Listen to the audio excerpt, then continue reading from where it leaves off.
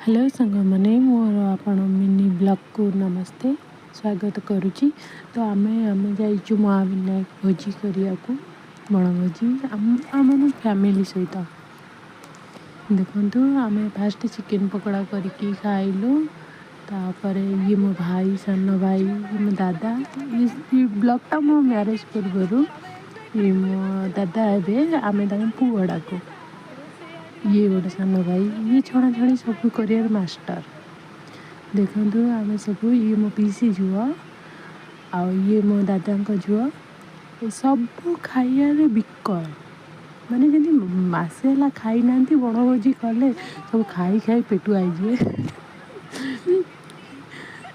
देखु आम बहुत मजा मस्ती कलु तापर एमती बाहरलु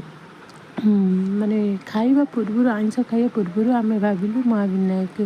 मंदिर दर्शन करदे आसबू तापर जाब तो सेठी समस्त भी सेमती भोजी कर आसिक बहुत बहुत लोक आसिक भोजी कर आपण मैंने भी जापर बढ़िया जगटे देखु ये आम बुलिया गलु से पार्क रे एमती पहाड़ भाई तो आपण मैंने भी जीवे जी बहुत भल लगे से पूरा माने यूनिक टाइप ये देखु मो भिड़ी भिड़ी हूँ मो दादा झीवर वीडियो कर देखु मो हेयर केते बड़ आपण मैंने भी चाहिए एमती बड़ बड़ चुट्टी करने टिप्स मागिपर मुझे भी कौन लगेले एमती चुट्टी हम तो सेमती तो खाली किसी न कले जमती चुट्टी बढ़ीज सेटा भी नुह। देखु आम पूरा बहुत बाट पहाच उपर से माँ मंदिर थिला देखु वर्षार केमती सब शिउली हो जाए भी आम सब चढ़ी जाऊँ कहीं भी जाऊन आम ही 5-6 जन मो दादा पुओ पीसी पुओ गलु। यहाँ हूँ पहाड़ ऊपर विजुआल देखु केते सब आम मस्ती कलु फोटो फोटो उठेकी से भी